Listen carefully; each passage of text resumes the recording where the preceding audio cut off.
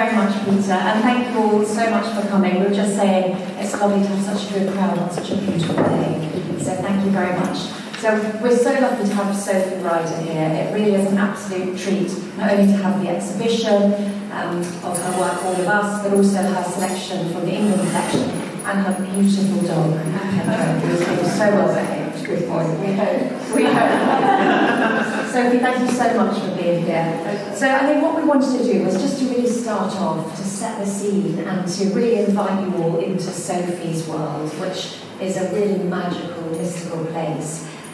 And this first image here is of your home in Ryder Park. Can you just tell us a little bit about it? So we literally live in the middle of nowhere, as you can see. You can't see another village from where we are. This was obviously taken from the sky, but that whole green part is where I live. So my studio is there, and I have a sculpture in it's a 20-acre park. So it's very useful to be able to have space to put my large sculptures. Otherwise, when I had a studio in London prior to this, and it was quite difficult to place my big pieces, but now, as I'm waiting to exhibit them, I can show them in the garden. So it's a beautiful place to live. And this is an example of one of the pieces outside.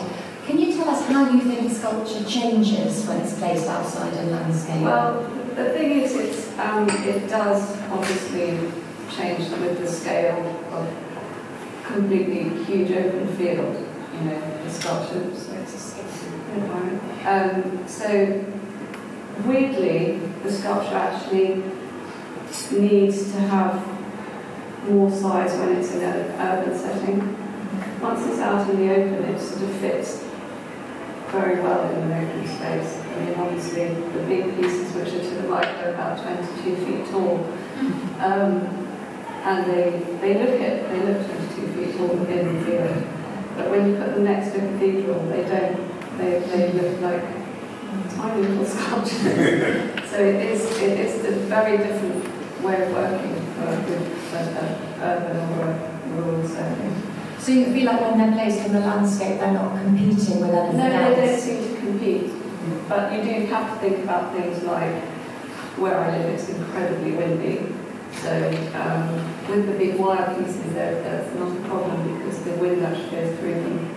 But with if it was a bronze that size, I would be slightly concerned about a sudden gust, a gale, if we were having a gale. So we do bolt them down. Because we are very high, we're 750 feet above sea level. So we do get the real extremes of weather, which is lovely. And it's so interesting because you've actually created that world, haven't you? So when you moved in, what was there? So there was just a cattle shed and an old thresher farm. And we converted the cattle shed into my studio. That was the first thing we did. We lived in a caravan for 2 years. And then we started building a house. And then from that we converted the big barn. So we have 2 houses and a studio. And this is an image of one of the studios. Can you tell us about, because so often artists go to a studio, it's not in their home, so there's part of the journey to the studio where you can almost get into the mindset. Yeah. You've obviously deliberately chosen to have your studio at home? Well, I work so much that I waste such a lot of time travelling. So I'm in and out cooking, and then I run out, do another round, and feed the dogs, and then, so there's always something to rush back home for. I find it very difficult to work away from home. In one sense, it might be easier, there'd be more time to work, but I wouldn't feel so comfortable. And so do you feel, so you mentioned you have to feed the dogs, you're kind of going in to get lunch and do different things. So how do you think that domestic side of life feeds into your work? Well, it's all such a routine. I mean, everything's a routine. To the last, I stop for lunch at 1 o'clock. I take the dogs for a walk at 3:30. So it's literally, the day goes like that. And I like that. And I feel, it all feels really wrong when something interferes with that. Like today? Yeah, but today was planned. Yes. So I knew I wasn't going to be working today. So I do have 7 different studios at home. So I have one really dirty studio, which is this one, which I can do plaster in, and I don't mind about getting plaster everywhere. The one next door to that one is a slightly cleaner studio, which I do wire in, because you can sweep that up. And then there's a drawing studio, which is very clean and dry and has underfloor heating so that the paper doesn't curl up. So I do go from one to the other, depending on the weather and, so...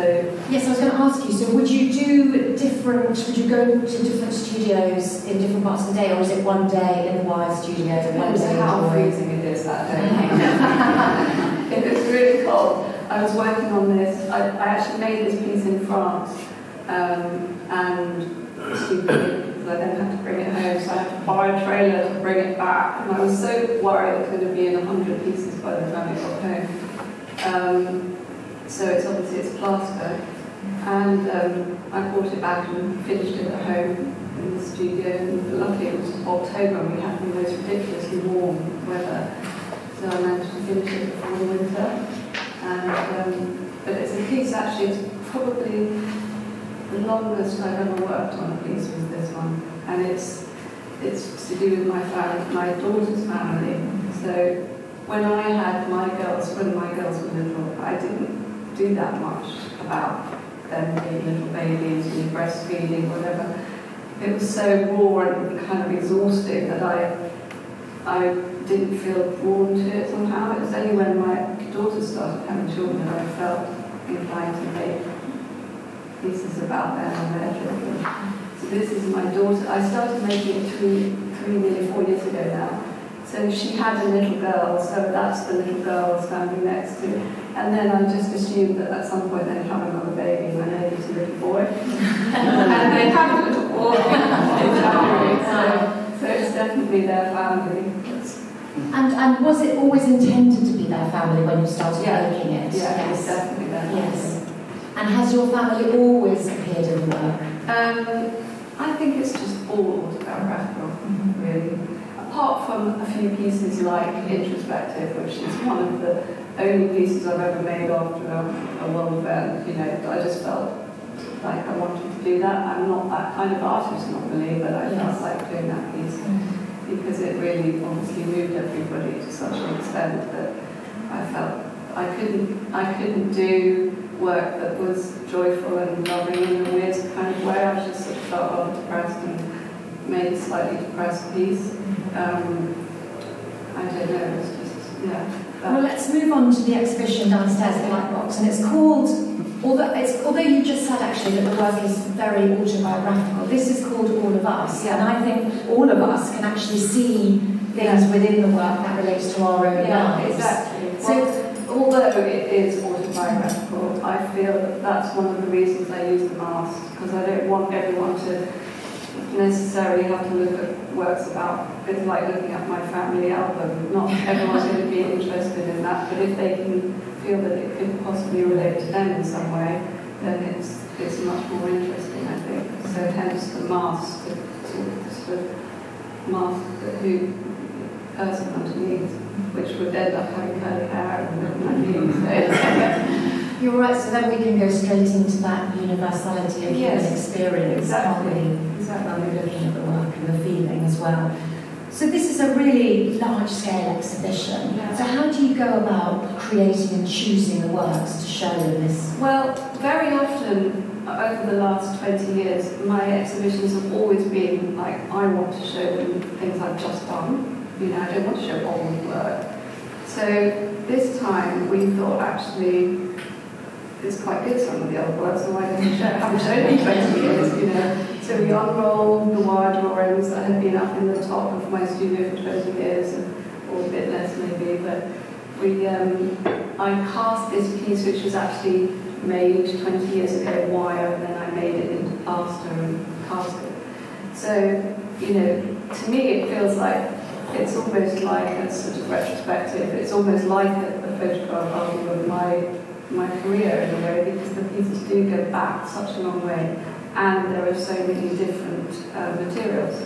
So there's a little bit of everything in the show. That's why we wanted to put some tapestries and some mosaics, because I just love different materials. I love trying everything, So as you say, it's almost a retrospective. It is a retrospective. Yes. And when you look back over that, so you say that you were, rooting around finding wire drawings that you hadn't seen for 20 years. What did it bring back? Did it bring back memories of personal times, or did it make you think, actually, there are these constant threads throughout my work? There are, definitely, but it just made me feel really old. Oh my God, that is such a long time ago. Because I remember when I made them, and what I was doing, and because I was juggling, looking after my girls, and trying to get as many hours in the studio as possible. And so yeah, it was a bit like looking back, but choosing them, it was, I let Abby, who's my agent, she helped me choose which pieces, because I make them, I often, it's more difficult to be Is it hard for you to be critical of them in a way? I mean, I can tell if it's not good, and I won't want to show it. Usually if something's not good, I'll keep going until it gets better. But sometimes if it's done and then years later you look at it and think, actually, no, that's not great. But having Abby, she could help me decide without being really rude to me. So she's able to together you can have a discussion about the work and what so we chose it, and then we left it for a little bit, and we went back and filtered out some pieces. So we didn't want it to be a show all about the Minotaur, all about the lady there, or the dog. And at one point there were too many dogs, so we took some out because we didn't want it to be specifically any particular subject matter. So we tried to keep a little bit of everything. And it seems to me it's a beautiful visual experience. It's really sensual as well when you're walking through it. The wonderful nature of sculpture really comes out. That the tactility of it. You want to touch it. You want to get involved. Children appearing up and down and around. That's what's so wonderful. But also, as we said, there are these important themes within it about the human condition, the complexities of human life. And you mentioned introspection. Yes. Are you able to tell us a little bit more about that work? What prompted it? So I was at my studio when 9/11 happened, and I had a foundry at home at the time. I had 7 people working for me, and it was just such a strong. I have such a strong memory of that afternoon. Because they all had a little black and white, which is so naughty, but they insisted on it, having little black and white televisions on their desks, so they would have TV on whilst they were working. And I remember I have Radio 4 on, and suddenly it happened and everything went onto the same news station, and it was so unreal and impossible. We all came out into the yard, and we were all just looking at each other, thinking, is this a prank? What is this possible? And it was just such a shock to the whole system. And being so far away from it in the middle of the field in Worcestershire, it didn't feel possible that this terrible thing had happened. And it just made me want to make a piece about people being sort of protective over themselves or looking out for each other, sort of hiding. And it just came naturally to me. I didn't draw it, I didn't think about it, I just made these frames and started working on it. Since then I've done it in different sizes. I've done a smaller one as well. But so there's one here, this is it outside. Yeah, this is the same piece outside. And I showed this piece in the Yorkshire Sculpture Park in Oregon. And they said they had such a strong reaction to it from the people who had actually been affected by 9/11, that people were brought to tears by it. And so they commissioned me to make it for them in bronze. So they have it there in their collection, the bronze version. But I also showed it in Bath at the Victoria Art Gallery, and they said they had a strong reaction. So I was really happy that, even though it's sad, I was really happy that it had actually had the desired effect. It's what I felt. It's just the strength of emotion. And just as you were describing that, thinking about it, it gave me goosebumps. I'm sure everyone else just remembers exactly that time, just thinking what was happening, trying to get the news and just trying to make sense of it all. And then just the different human reactions there. Well, exactly. And then to make it relevant to today, because it almost feels like you don't want to show photographs of 9/11 from, like 20 years ago, and then you're bringing it to today. I felt that having had again the earthquake in Turkey and the war in Ukraine. Just again, I felt that it was very relevant to that, and so that's why I added all the scrap metal. Because I wanted it to feel a bit like a building site. That's what I wanted to ask you, the difference in presentation as well. So that's what's so fascinating about sculpture. I think it's where it is. We've got landscape now, it's in the gallery, but also the additions. Yes, so we put all that because it was all how it looks in an earthquake, and the terrible vision of all these buildings just falling down. And in the background now we've got all your wonderful drawings. Yeah. So can you tell us about the importance of drawing in your practice? Well, I love drawing. People often say, what's your favourite thing to do? And actually, it's my favourite thing to do is to draw because it's so easy and it's so relaxing. It almost feels like, I haven't worked today, but it was really nice, but I haven't done any work because it's such a joy to just sit with a pencil or charcoal and draw. Even though it can be quite physical when they're large, I mean, you can probably tell, but if you haven't seen the show, that the drawings are very big, the ones at the top. And it is very physical, but I love that. I love actually being able to completely immerse myself into the drawing. So I do love drawing, and a lot of these are very old drawings. There are a few new ones, but for instance, the blue one of the lady heads on the sea vegetable, that was one of the ones I found in the attic. And the All of Us, which is the one that's on the poster. So, and then of course the ending, which was before I started doing the lady hair. So that's why she's got hair like mine, you see. That's why the mask came along. At what stage in your process of making sculpture do the drawings weave in and out? Are they throughout? Or Oh yeah, I mean I have a sketchbook and then I enlarge it. And I've decided now, because I go to my studio in France for 2 to 3 months in the summer, it's a nightmare bringing work back now because of Brexit, because they want to charge me money to bring my own work back to England. So when I bought that plaster back last time, I was thinking they're going to try and take it away from me or charge me for my own. So I had to say, oh, this is just something I made for my daughter's birthday party. And they were looking at it and saying, what's it making out of plaster? And I was dreading, they made me unwrap it, and I thought, oh my god, it's going to go falling apart, then I'm going to be depressed until I can repair it in the studio. So now I've decided that when I go to France, I'll probably just draw and make small pieces. In fact, I did make the 2 drawings that I've just mentioned in France, the 2 coloured ones, and the dogs. All the dog heads were done in France because it's just such, it's hot and it's nice not to have to be messy all the time. When you're speaking, it makes me think of the sculptor Elizabeth Frink, who you obviously knew, and we'll talk about your relationship with her in a little while. But she spent a lot of time in France as well, and talked about the difference in light and how that affected her sculpture. And I wondered how you find being in France, the landscape, the light has changed or not your work. No, I don't think it does. I mean, that's the weird thing, is I could be in a garret in New York and I wouldn't change. That doesn't really affect me. So it's internal? Yeah. Okay, that's really interesting actually.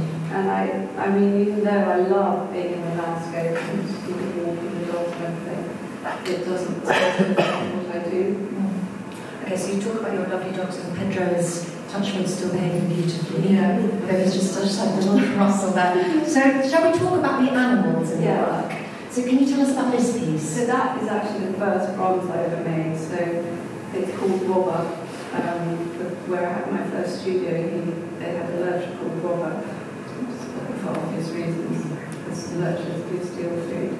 And so that I was always against making bronze because I just thought it was very commercial and I wasn't interested because I was 17 and I thought I'm not going to go down that route of being a commercial artist. So I didn't want to make bronze, and I didn't like the surface of bronze. I always thought it was too smooth and too old-fashioned, always very polished, browns and dark greens and, you know, like sculpture you see in the cities. So I was encouraged, I should say, by the very first gallery I showed you called Corku to make some bronzes, because my wire pieces kept selling very fast. So he was saying, you know, it'd be really good to have something that you can have in an addition. So I thought, okay, well, I'm still going to make it in wire. So I made it in wire and filled it with plaster. So that this one actually had, you can see the wire structure on the inside. And so that's how it came about. And then, of course, I started making bronzes from that then on. But that's why I add such a texture into the bronze, because it's very interesting to me. It's really satisfying to have. Let's talk about that. Let's talk about the texture of your bronzes, because actually I think, you know, if you had a look in the show, we can pick out things that we've spotted, and there's all sorts of things. There's self-finished toys, bits of material.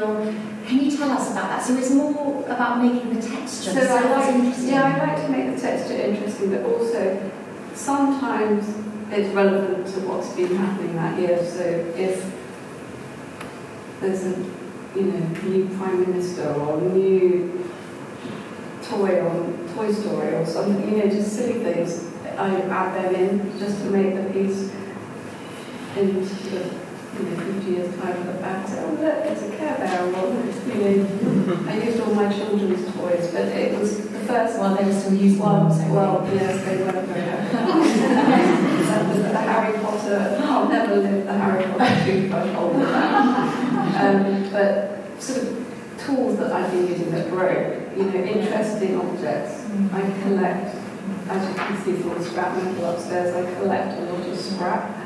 But it seems to me actually that makes bronze more interesting to you, because it also breaks down the hierarchy of bronze. So you talked about, when we think about bronze, we might think of it traditionally on the plinth, and it's been a material that has been looked up to almost, hasn't it, in sculpture? And it sort of makes it more fun and it's still going to last forever, but it's got another story. So you see the sculpture and then you go closer and you think, oh, it's got that too, and it sort of adds another dimension to it.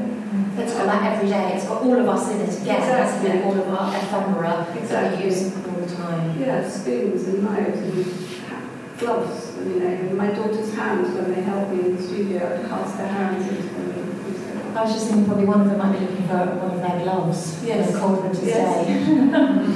And then here we've got some images of the plasters as well, which are just incredible, aren't they? Yeah. So the plaster work, tell us again, so the connection to plaster. So, obviously when we're using plaster, it dries so quickly, doesn't it? So there's a real immediacy I love working in plaster. And that's what, I love the fact that it's so quick. And I do love working in plaster, but it's, now that my work's so big, it takes such a long time. But anyway, I love the fact that you can take away, you can add it, it's not expensive, so you're not thinking, oh my god, I just wasted 10 stacks of plaster and chopping all off again. So it's really nice for that reason, and it's so immediate, Exactly. I mix it so that it goes off really fast. So you can be building it up, dry it, cut it back, put more on. Yeah, I do that the whole time. I take away as much as I put on. Are you going to ask me about plinth, because otherwise I Yes. So I don't really like traditional plinths. Obviously, sometimes we have to use them because you can't put a little bronze on the floor or whatever. So I try to make the plinth part of the actual piece of the story. So the reason behind something like the barrels is that having never made a boar or a pig or anything ever in my life, I saw a dead boar in the fields, in the vineyards in France, and it was so incredible and such an amazing animal. I just couldn't believe that they still exist. It looked prehistoric. This huge head, which was the same size as its body, and I just felt I had to make one. That was then and there. I thought, right, I'm definitely going to make one. And the reason they shoot the boar in the south of France is because they eat such a lot of the grapes. So then I thought, well, what can I put the sculpture on that will make it relevant to? So that's why the barrel came in. So I cast the barrel, moulded and cast the barrel, and same with the other one that's outside here, I think. Yeah. And normally, though, do you prefer the works to be on the floor? Yeah, I mean, human height? yeah. I kind of feel like they're more approachable. You know, the plinths tend to be like make people think it's precious, so you can't go near it. And obviously, like I said, sometimes you have to have that because, you know, if you're in a very, very busy art gallery, people are just going to, you know, although I love the idea that people want to touch my work, if there are thousands of people touching it, the cleaners are going to go. And, you know, so. But again, it's just about that relationship to sculpture, isn't it? So it's bringing it to our level, encouraging us in, which is so wonderful, I think. Shall we haven't talked about, because obviously the kind of the key messages within your work, and you mentioned it earlier just about the masks, which are so fascinating. Yeah. So can you tell us about the themes of how the lady hair in particular developed? Yeah, so I was making minotaurs from when I left the Royal Academy.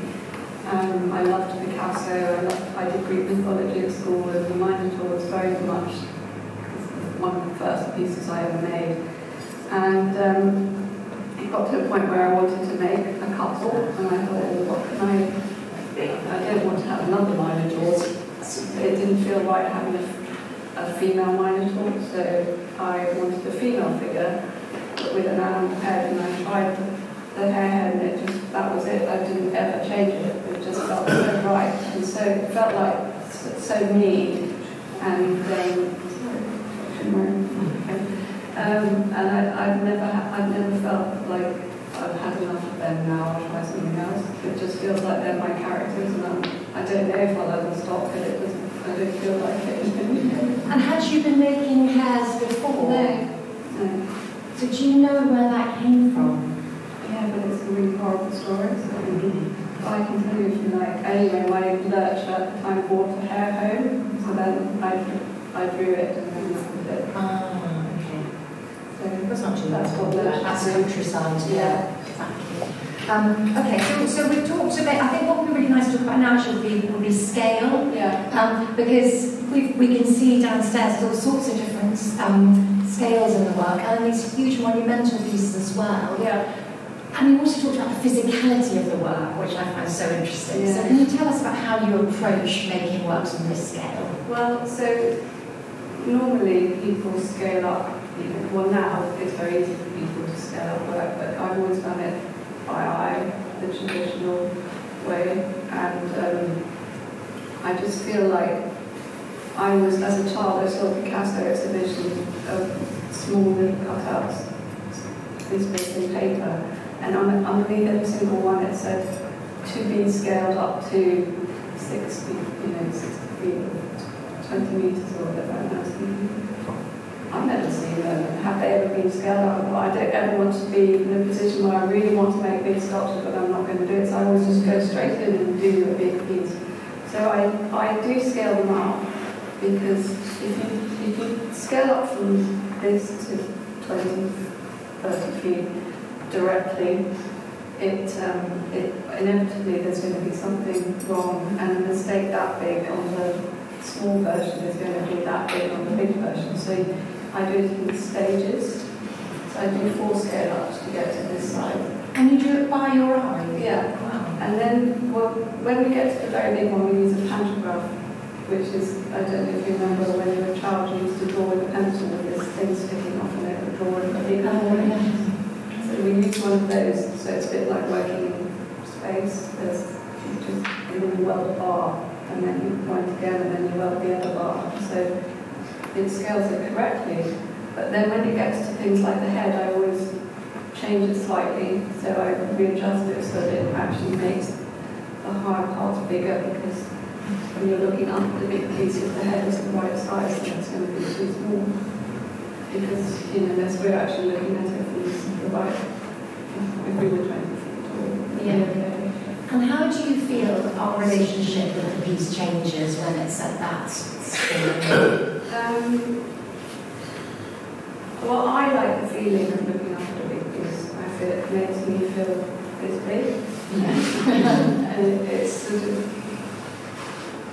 I feel like I want to make giant pieces, to put next to cathedrals and think, yeah, that works. I remember seeing a big Picasso Tetra plan in where's that mile of sculpture in America? Chicago. Okay. There's a mile of just massive sculptures, and there was a 60-foot Picasso from one of those little cutouts that I saw. That's the only one I've ever seen, and it was so fast. I thought, oh, I really want to be able to make a sculpture that big, because you can walk under it. It sort of becomes a building. Yes, exactly. And I'd like to do sculptures that are buildings. I'd like to make a sculpture that you can go inside. In fact, I've just made one. So, to be seen. So I love the idea that you can go inside and outside, and well, that again is just what's so wonderful about sculpture is that it's not just a two-dimensional thing on a wall. It's going to have a relationship with it in all sorts of sizes. Down, up, over, through, and hopefully inside. Yeah, I mean, and with this one, although you can't get inside this one, you can see inside it, and there are two. Well, this one has a figure inside. Monumental has 3. And it just sort of brings you inside, and then when the light changes, it goes completely opaque, so then you can't see inside anymore. So depending on, that's why I put it on in this field, because that field gets the light from there in the morning, and it moves back around, so that you see it looking completely different, so it can look like stone in the afternoon. So that the light is also part of the work, isn't it? So it's constantly transforming in relationship to its landscape. Yeah, definitely. And also what's so wonderful, I think, about sculpture and about seeing how people like Park and walked around and had that sensation of being in response to it. And it makes us question our own, the way we use space and walk around, and how our body is in space, which can be a bit discombobulating at times, can't it? But it's quite an interesting feeling, I think. So I'm just going to whiz through, because I just wanted to actually talk then about some of the works that you've selected in the upstairs gallery. So Sophie selected from the Ingram collection. And these are great images. These are just absolutely fantastic of you with Elizabeth Frink, who is, as you know, if you know the Ingram collection, we've got 28 works by Frink in the collection. Can you tell us about Frink and how you met her? So Frink was my brother's best friend's mother, and they were at Chelsea Art School together. So Lamb used to come over every Friday night and play really loud music in our basement with my brother. And being 7 years older than me, I was not allowed to go down there. But I always remember seeing his mother come to pick him up, and with white curly hair, and she looks amazing. And I knew nothing about her being a sculptor or anything, and it was only when I went to the Royal Academy schools, she was a visiting tutor, not for me, but for the older students, since I was just doing a diploma there. And I recognised her and thought, oh, and I just said hello. And then, so my brother had died by then, so I said to Liz, can I come and see Lamb? I had a terrible crush on him. He looks exactly like her sculpture. And he did. He died sadly with something too. So I went to stay the weekend there frequently. I'd go and stay Helen Woodland and Dorset. How wonderful. So, and I always remember thinking how amazing it would be to be able to live off your work. I mean, I was still a student, and so I didn't know I was going to be successful. I didn't know, but I always thought, wow, it would be incredible. I remember one Saturday morning she went out to the market locally and came back with this huge pottery bowl that cost her £20. I mean, this is God knows how many years ago, but I remember thinking, oh my gosh, she spent £20 on a pottery bowl, and she just put everything in it. She got back and she took out these paper bags and just emptied everything into this big bowl. And I thought, I want to be able to do that one day, go into the market and buy a bowl like something else. And use beautiful things. Yes, and she just had lovely things. She had a Picasso, and it was just in the kitchen, and I remember thinking, oh God, this is amazing. And so you were drawn to her work to select from the Ingram collection. Do you think there are synergies and similarities with the way you approach work in terms of the interest in animals and the admiration? We definitely both have that interest. I think that her work definitely has a slightly darker side than mine. It's also more masculine than mine. We had the same work ethic. you know, she was privileged to work even when I was there at the weekends, she'd be working and I was very sick with her and watched her work. And she, you know, definitely, but I never felt like I don't feel like I've been influenced by her. I mean, there are obviously comparisons of horses, but you know, so many artists make horses, but I don't feel like there is a similarity in any way in that way. And obviously there's the same interest in figuration. Yeah. And when she was working, she felt that sometimes that she got overlooked because there was a real vogue for abstraction. Well, funnily enough, I did, when very early on in my career, I did hear a program on Woman's Hour with Liz talking, and she was quite annoyed about it because she felt like, how come all the younger artists are getting commissions and work and residencies and shows in these public places, and I'm not. I was doing figurative work at the same time too, but I was getting them because I was a new up-and-coming artist, but she wasn't. She was already established, and they were always like, oh, well, she's already established. But she was annoyed about that, and rightly so, because now, of course, everyone wants to have her work, and it was slightly sad that she didn't, even though she was recognised and she was selling her work, she didn't get the kind of exposure that she should have had in her work. Yeah. And in terms of your interest in figuration, can you tell us if you've ever been tempted to move into more abstract pieces? It just doesn't feel natural to me. I mean, occasionally I've seen objects and I thought, oh, that looks like a sculpture. You could just cast that like a piece of wood or a tree that's died. But I had one on my property and it died, and I thought, I don't ever want to chop that down. I'd like to cast it in bronze, and I thought, well, that's not really me. Whenever I've tried to do something that's sort of either been done before or it's not figurative, it just doesn't feel natural to me. It means like it feels like I'm trying to do something different, and I don't want to have to try. It's not in your language. If something doesn't, if it doesn't come naturally to me from what I'm doing, then I will just stop. Yeah. I go and become a chef or something. And it's interesting though to think about that idea that a tree that's died is of interest to you, and that's probably just because as a sculptor it's really interesting form, isn't there? Yeah, it's amazing. And I could have used that tree with a figure. Yes. But not on its own. Okay, interesting. Yeah. Yes. So I'm just aware of time. I just you quickly mentioned this is another piece that you chose, which is by Leah Chapin, and you did mention earlier about the interest in motherhood now in your work, which you couldn't quite face when you were in the thick of it. No, as it was. So when I chose this, I was looking at the pictures on the phone, so they were all this big, and I couldn't see how big any of the work I chose was, so I was just choosing things I liked a little, and things that felt like home to me, like the experience just felt like, oh, well, yeah, I'll definitely have those, because those are, those are part of my life. But when this one came along, I thought it was a photograph. So, and of course it's not, but it is very photographic. But it's just the feeling of the motherhood. And You always smell the baby. Yeah, seeing that so kind of like, oh, I just want to kiss that baby. My daughter is like this now. Yes, She's through this stage at the moment, and it's just felt so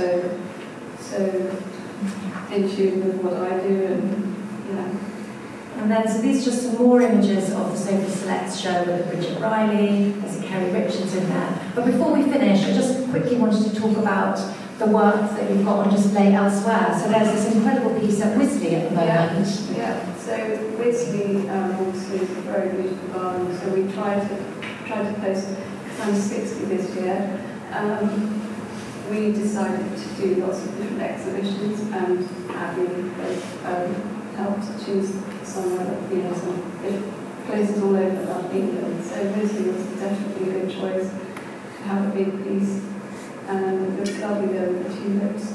Yes, if you haven't been to see it, I definitely recommend it to see it. Yeah. So they have 2 more now. Since this Wednesday, we have 2 more pieces. And the last slide is a very beautiful work in Horatio's garden. I don't know if any of you went to Chelsea recently or you read about Horatio's garden at the Chelsea Flower Show, but can you tell us about this piece? Went in on Tuesday, we put 3 pieces in there. So I spent a long time in hospital as a child.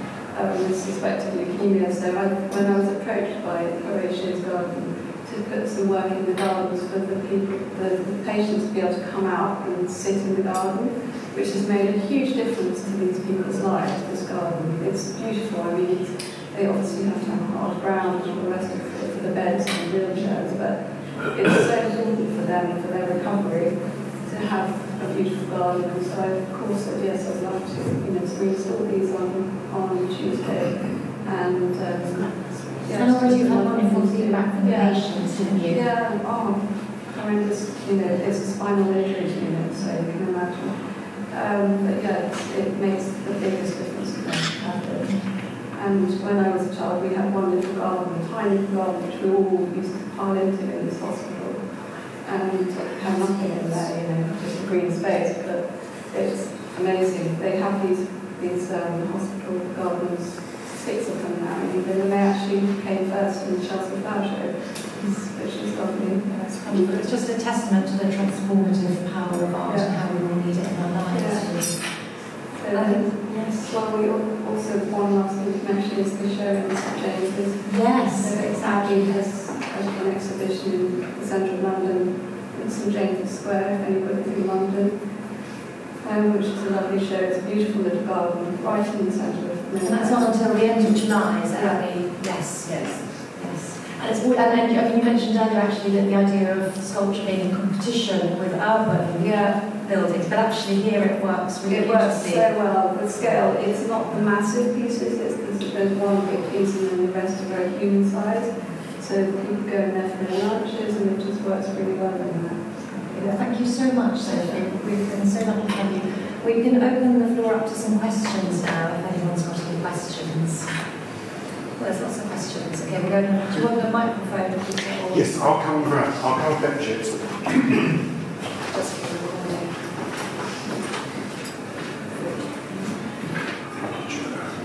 It was fast. Thank you very much.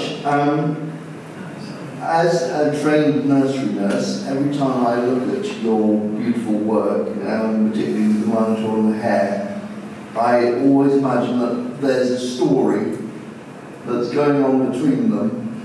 And I wonder whether you've ever thought about turning or creating a children's book or children's books around the figures that appear in your work? I have done. I just never published it. Why not? So there is a story about the monumental and the hair and how they met and what happens, and I've illustrated it. And I actually did a play. I worked in a school about 10 years ago in Cheltenham, and we created a play about the monumental and hair, and they wore masks, and we had the BBC North Philharmonic came and played, and it was an amazing performance. Wonderful. And it was all about the story of the monumental. And so now that you've said that, I'm going to have to publish my book. Blame me.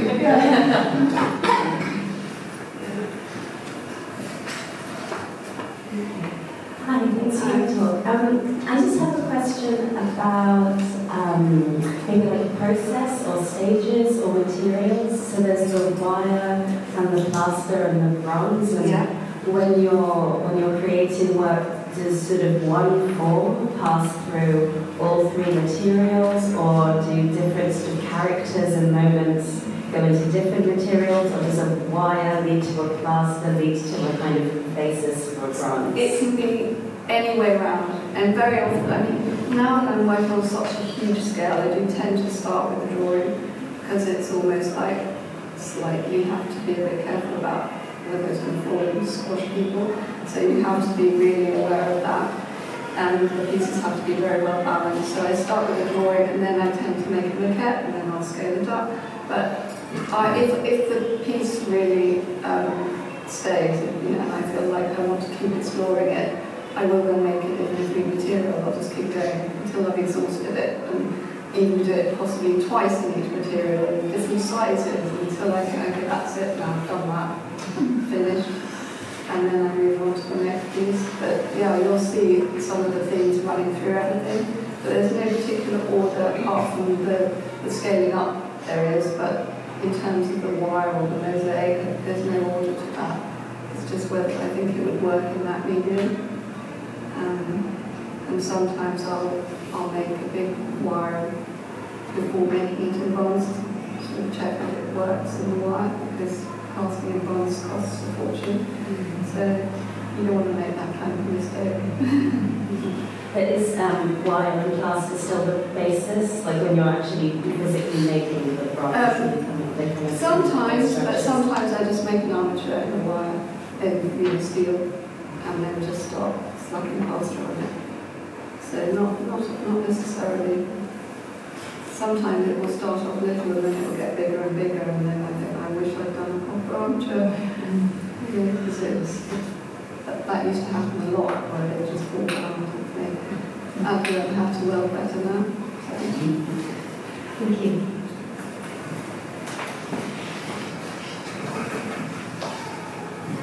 George, thank you. It's lovely. Is your sculpture park open? Okay. Your sculpture? Not at the moment, because it's empty. Everything's out. But maybe one day, I'm kind of a private person, and although I do post images of it on Instagram and all the rest of it, and then when people say, can we come and visit, I'm like, no. It's like inviting someone into my house.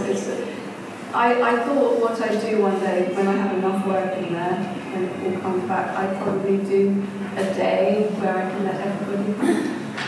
But as for opening that, there are people who do it. You know, I've seen other artists who open their sculpture parks to the public, and they have to think of so many things. And when he told me the things that this particular artist told me, you can't have wheelchairs, you can't have prams, you can't have dogs, and you think, well, what's the point then? It's, you know, people are going to go for a walk in the countryside, they want to bring their dog, but of course you don't want some other dog being and ruining your sculpture garden. And the wheelchairs and the pushchairs ruining the grass, you know. So there are so many factors to think about, you know, but it's definitely something that then becomes very commercial. Then you have to do proper paths, because my paths are all grass, but I'd have to make them gravel or whatever, you know, proper hardcore. So maybe one day, if I become very, very rich, I'll put proper paths. Yes. Thank you, Gary. Very interesting. You used to have a sculpture with the Hannah Pesha sculpture garden, which you go down the drive and it's on the left. It was just fantastic to see. I think it was Lady Cares in the Forest, if I'm right. It was similar size to the introspective, but with trees. Yes. So I made a sculpture that was had its own little forest, so I made trees for it, so it could go in an urban setting or a landscape. So yeah, I think that was That's right. We had a lot of photos in that. Oh, good. Thank you.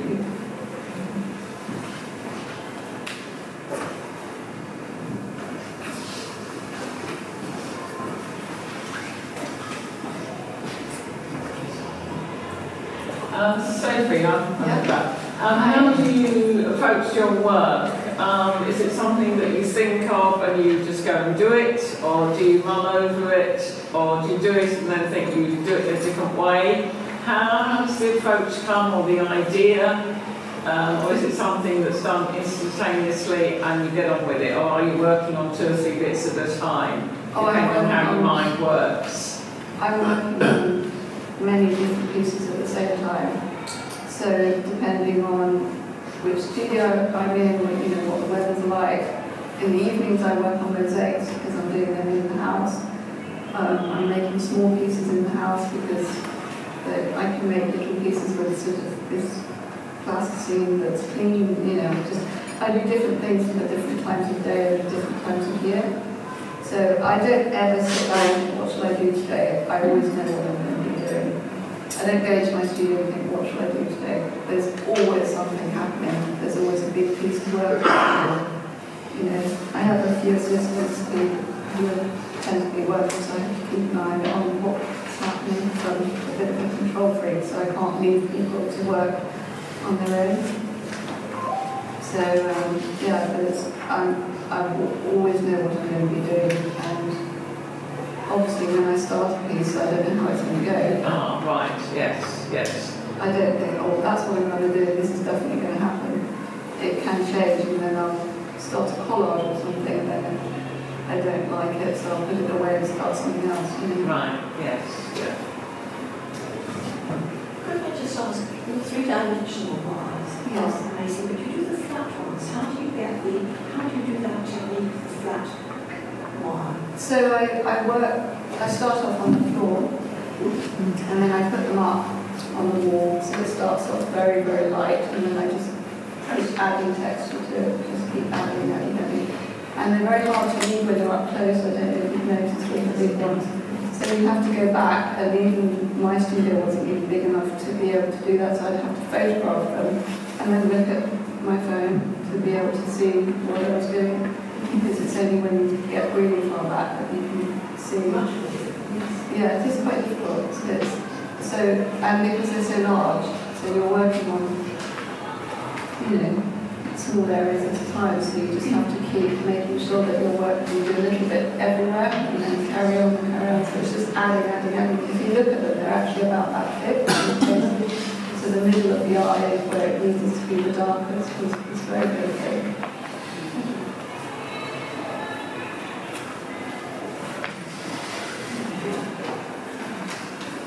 You seem prolific in the production in terms of how many pieces. I'm just curious, how many pieces actually have you made? Do you even know? Well, I saw that tennis court in your video. There's so many. But that's called Temple to the 200 Rabbits, so that's 200 right there. But Sarah, who's my PA, has been trying to work out how many pieces there are, so she'd know more than me. Do you have an idea? We're in 4 figures for sure. How many? 4 figures. Yeah, watch this space. Yeah, one day. Things keep popping up, suddenly at auction I see 300 pieces and I'm like, they say, could you verify that this is yours? And I'm like, does it have a date on it? Or is it mine? I don't always, so I don't always remember things I've made. It's always a surprise to me. Because I did start when I was quite young. Super. Well, thank you both very, very much indeed. That was wonderful. Yes, thank you very much indeed.